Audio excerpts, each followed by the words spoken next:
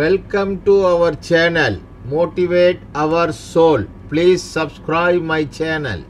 பாருங்க அவர் சொல்றார், நான் பார்க்க மாட்டேம்மா, உன் ஃபோனை நான் பார்க்கவே மாட்டேன்.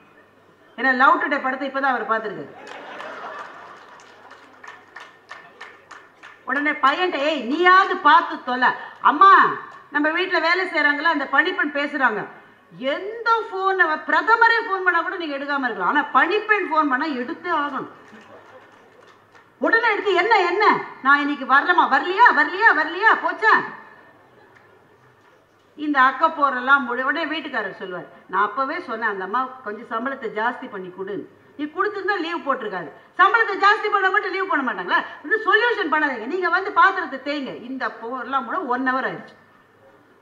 சரி இப்போவாவது நான் பிராணாயாமம் செய்யலாமா. உட்காந்தோடனே பையன் சொல்லுவான், இன்னைக்கு இவர் வர சொல்லிட்டாரு ஃப்ரிட்ஜில் மாவு வைக்கக்கூடாது. அம்மா டிஃபனை என்ன இன்னைக்கு, இனிமே தான் நான் உளுந்த ஊற போட்டு அரிசி ஊற போட்டு அரைச்சு. நேரம் என்பது நண்பர்களே கையிலே அள்ளிய தண்ணீர் மாதிரி கரைந்து கொண்டே போகிறேன். கையிலே அள்ளிய தண்ணீரை எவ்வளவு நேரம் நான் வைக்க முடியும். கையை உறுதியா வச்சிருக்கேங்க, உறுதியா கையை வச்சிருக்கேன், எதுவுமே வெளியில விழக்கூடாதுன்ற உறுதியோட அப்படி இறுக்கி வச்சிருக்கேன். ஆனாலும் கையிலே அள்ளிய தண்ணீர் அப்படியே கையை விட்டு கரைந்து போவது போல காலம் நம்மை விட்டு கரைந்து போய்கொண்டே இருக்கிறது. வெற்றியாளர்கள் என்ன செய்கிறார்கள் என்றால் எல்லாவற்றையும் செய்வது இல்லை. நம்ம நினைச்சிட்டு இருக்கோம் ஜெயிக்கிறவன் எல்லாத்தையும் செய்யறான்னு, தவறு. அவன் எதை செய்யணுமோ அதுக்கு மாத்திரம் தான் நேரம் ஒதுக்குறான். ruthlessly prioritize என்று சொல்லுவார்கள். அதாவது கொஞ்சம் கூட இரக்கம் இல்லாமல் சில விஷயங்களை நீங்கள் இதை செய்யணும், இதை செய்யக்கூடாது. இப்போ நீங்கள் உங்களுடைய 24 மணி நேரத்தை திரும்பி பாருங்கள். இப்போ இன்னைக்கு கிட்டத்தட்ட முடிஞ்சிருச்சு இல்ல, முடிஞ்சு நம்ம வீட்டுக்கு போய் சாப்பிட்டுட்டு தூங்கணும். அவர் வேற என்ன சாப்பிடணும் என்ன சாப்பிட ஏகப்பட்ட லிஸ்ட் கொடுத்துருக்காரு. அதனால கொஞ்சம் முடிஞ்ச மட்டும் சாப்பிட்டுட்டு படுக்கணும். நம்ம சீக்கிரம் படுத்தாதான் சீக்கிரம் எழுந்திருக்க முடியும். காலையில வேற நம்ம சீக்கிரம் எழுந்திருக்கணும். 24 மணி நேரத்தில் என்னுடைய நோக்கத்துக்காக என்னென்ன செய்தேன். இப்ப உங்களுக்கு ஒரு நோக்கம் இருக்குன்னு வச்சுக்கோங்களேன், ஒரு சாதாரண நோக்கத்தை எடுத்துக்கலாமே. நான் ஒரு புத்தகம் எழுத வேண்டும்னு ஒருத்தருக்கு ஒரு நோக்கம் இருக்குன்னு வச்சுக்கோங்க. இது இது இது ரொம்ப கஷ்டமானது இல்லை, அவர் எழுத்தாளர்னு வச்சுக்கோங்க. இந்த நோக்கத்துக்காகத்தான் நான் வாழறேன், இதுக்காக தான் நான் வாழறேன். அப்ப எழுதிக்கிட்டே இருக்கேன்னா இல்லை, நான் இதெல்லாம் எழுந்திருக்கணும், என் பிள்ளைகளுக்கு வேண்டுங்கிறது செய்யணும், என்னுடைய வாழ்க்கைக்கு தேவையானது செய்யணும், எங்க அப்பா அம்மாவை பார்க்கணும், கோவிலுக்கு போகணும், திருவிழா வருது, பொங்கல் பானை வைக்கணும், நாளைக்கு மாட்டு பொங்கல் இருக்கு, அதுக்காக ஒரு வேலை செய்யணும், எல்லாம் இருக்கு. இது அத்தனையும் தாண்டி ஆன்மாவுக்குள் ஒரு தாகம் போல நான் இன்னைக்கு எழுதலை, நான் இன்னைக்கு எழுதலை, நான் இன்னைக்கு எழுதலைன்றது கொட்டிக்கிட்டே இருக்கணும். எதற்காக என்னுடைய வாழ்க்கையின் குறிக்கோள் என்று எதை வைத்திருக்கிறேனோ அதற்காக என்னுடைய சென்ற 24 மணி நேரத்தில் எவ்வளவு நேரத்தை நான் செலவு செய்தேன். இந்த கணக்கை போட்டா நான் நிறைவா எனக்கு என்ன தேவையோ அதுக்காகத்தான் என்னுடைய நாளில் ஒரு 8 மணி நேரத்தை செலவழித்தேன் என்று யாரால் சொல்ல முடிகிறதோ அவர்கள் வெற்றியாளர்கள். ஒத்துக்கிறீங்களா இல்லையா? நம்ம எத்தனை பேரால் அதை செய்ய முடியும்?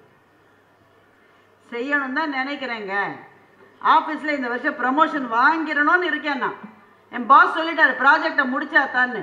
நானும் ப்ராஜெக்டை முடிக்கத்தான் போறேன். அதுக்குள்ள ஒருத்த வந்து சொன்னேன், ஏ தெரியுமா பாஸுக்கு இந்த மாதிரி ஒரு பிரச்சனை இருக்கு. 1/2 மணி நேரம் போச்சு. இப்போவாது வேலையை ஆரம்பிக்கலாம். இன்னும் தவறான், ஏய் டீ சாப்பிட வரியா இல்லையா, அப்புறமா நேரம் ஆக ஆக டீ சரியா இருக்காது, அதுல ஒரு 1/2 மணி நேரம் போச்சு.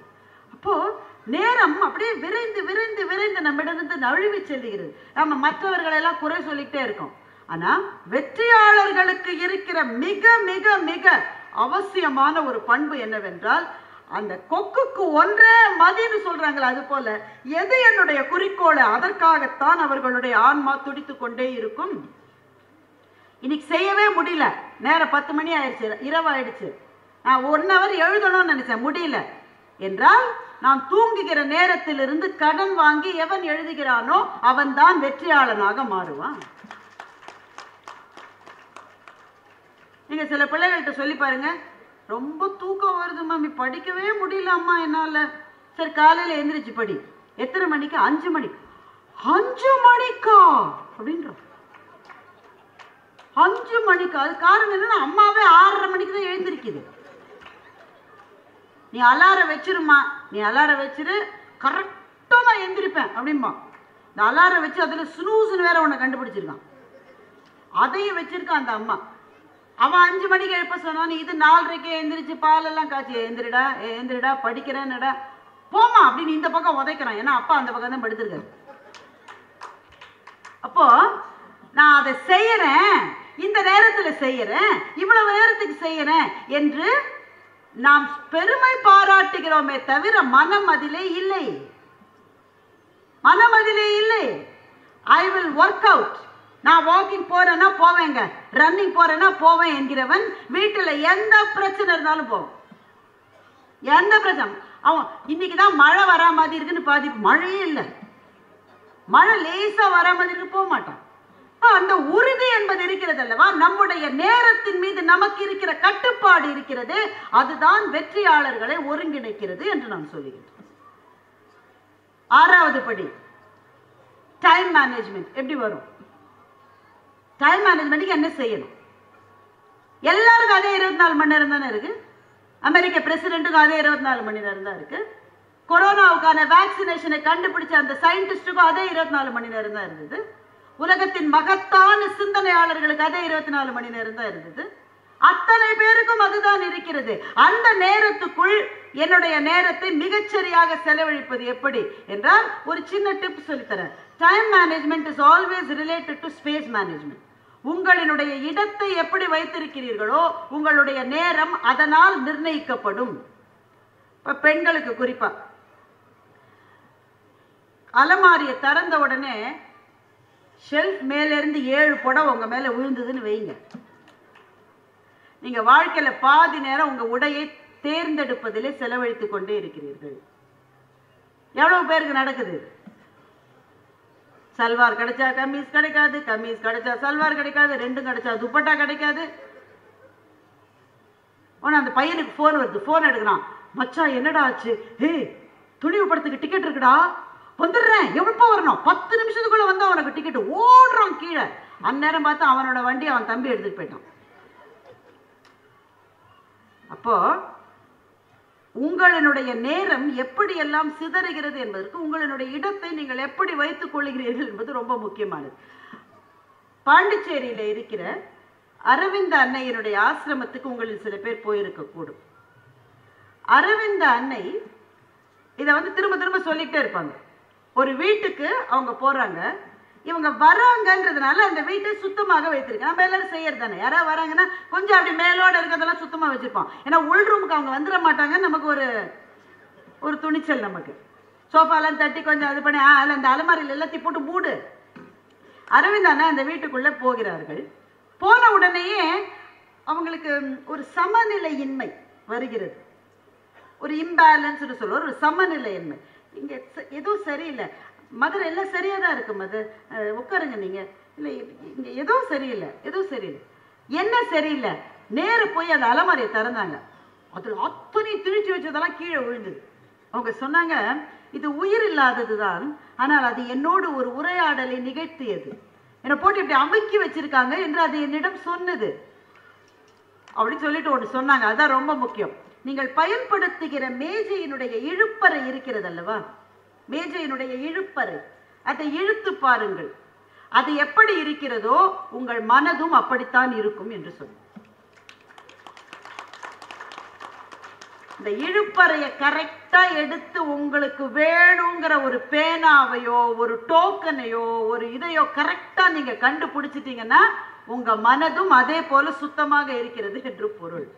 எத்தனை நேரத்தை சார் தேடுறதுலயே நம்ம செலவழிக்கிறோம். பல ஆண்கள் மேலிருந்து கீழே மட்டும் வந்துடும். எடுத்துட்டு போக வேண்டியது 4 பொருள் தான். Cellphone, office ID card, purse, scooter சாவி. 4 கரெக்டா ஒரு ஆள் எடுத்துட்டு கீழே போயிட்டாருன்னா நோபல் பரிசு கொடுக்கலாம். கீழேந்து போய் போன் பண்ணுவாரு, பர்ஸ் அங்கதான் வச்சுட்டேன் பாரு. அந்த அம்மா மேலேந்து போடும், அவர் தலையில விழணுன்ற மாதிரியே போடும். நாம தேடுகிறோம் ஒன்றை என்கிற போதே நம்முடைய நேரம் அங்கே கரைந்து ஓடுகிறது.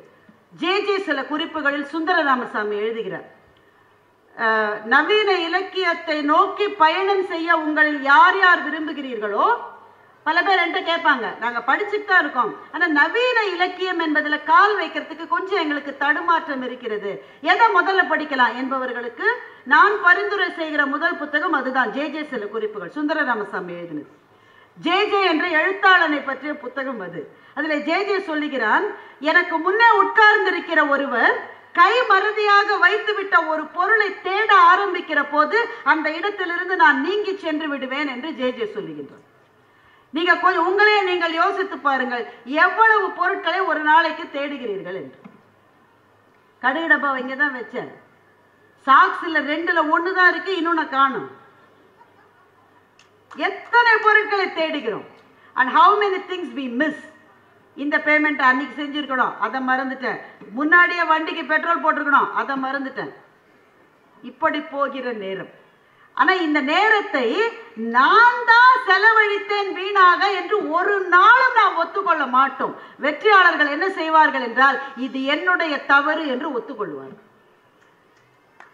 வெற்றியாளர்களினுடைய அந்த 7வது படி என்னவென்றால், இது என்னுடைய தவறு என்று ஒத்துக்கொள்வார்கள். இதை நான் சரியா செய்யல, நாம செய்ய சொல்லவே மாட்டோம், ஒரு நாள் செய்யணும். எனக்குன்னு சில விஷயம் நடக்கும் சார்னு தான் பல பேர் பேசவே ஆரம்பிக்கும். சார் எனக்குன்னு நடக்கும் சார், எனக்குன்னே நடக்கும் சார். பாருங்களேன், பைக் ஒர்க் பண்ணல, எவ்வளவு உதச்சு ஒர்க் பண்ணல. நான் ஒரு ஆட்டோவை பிடிச்சி பைக்கை ஆட்டோவில் போட்டு மெக்கானிக்கிட்ட கொண்டு போனேன். மெக்கானிக் கேட்டார், என்ன நிறைய வண்டி இருக்கு பார்க்க முடியாது. இதை சொல்லாத மெக்கானிக் இந்தியாவிலே இருக்க முடியாது. ஒரு வண்டி இருக்காது அவருக்கு, இருந்தாலும் சொல்ற நிறைய இருக்கு. என்ன ஸ்டார்ட் ஆகலைங்க, இறக்கு கீழே, என்ன இல்லை ஸ்டார்ட் ஆகல, உதச்ச உடனே ஸ்டார்ட் ஆகும். வீட்டில் 9000 தடவை உதச்சி ஸ்டார்ட் ஆயிருக்கு. அது ஒரு பொது ரூல். அது மிக்சி வேலை செய்யல, செல்போன் வேலை செய்யல, என்ன வேலை செய்யலனாலும் நாம செய்வது வேலையே செய்யாது. அதற்கான ஒரு எலக்ட்ரீஷியனையோ பிளம்பரையோ கூப்பிட்டா சரியா வேலை செய்யும். அவர் கிளம்பி போனோன்னு திரும்ப வேலை செய்யுது. So this is called Murphy's law அப்படின்னு ஒரு இதுவே திட்டமே இருக்கு. ஒரு பிரெட்ல நீங்க வெண்ணெயை தடவி விட்டு அதை கை நழுவ விட்டீங்கன்னா எப்போதுமே வெண்ணெய் இருக்கிற பக்கம் தரையில் தான் விழுமே தவிர இன்னொரு பக்கம் தரையில் விழவே விழாது என்று ஒரு விதியே இருக்கிறது. இது அறிவியல் பூர்வமான விதி அல்ல, இது ஒரு தமாஷான விதி. அப்போ நாம மற்றதை குறை சொல்ல, எனக்கு இப்படி நடக்கும் சார், நான் போவேன் பாருங்களேன், எனக்கு முன்னாடியோட கவுண்டர் க்ளோஸ் பண்ணிடுவேன் சார். என் மட்டும் வரும் சார், எனக்கு முன்னாடி இருக்கிறவனோட க்ளோஸ் பண்ணிடுவாங்க. இப்படி பழி சொல்லுவது, எனக்கு நேருகிற எல்லாவற்றுக்கும் எல்லாரும் சதி செய்து இதை செய்து விட்டார்கள் என்று பழியை மற்றவர்கள் முன்னால் சொல்லுவதை வெற்றியாளர்கள் ஒரு நாளும் செய்ய மாட்டார்கள். Taking the blame on your self, என்னுடைய தவறு இது, நான் தான் இன்னும் சரியா இருக்கணும் என்ற போது, ஒரு சிற்பி ஒரு சிலையை எப்படி செதுக்குகிறான் என்று எப்போதாவது நீங்கள் யோசித்து பார்த்திருக்கிறீர்களா? சிற்பி எப்படி செதுக்குகிறான்? ஒரு ஓவியனுக்கும் ஒரு சிற்பிக்கும் இருக்கிற வேறுபாடு என்ன? ஒரு ஓவியன் உருவாக்குகிறான், வரைகிறான், இங்க வாசல்ல கோலம் போடுற மாதிரி. ஆனால் சிற்பி உருவாக்குவதில்லை, தேவையற்றவற்றை நீக்குகிறான். அவன் முன்னால் இருப்பது ஒரு கல் தான். அந்த கல்லில் இருந்து அந்த சிற்பம் எப்படி வருகிறது என்றால், தேவையற்றவற்றை நீக்க நீக்க நீக்க அந்த சிற்பம் உயிர் பெற்று உங்கள் முன்னே நிற்கிறது.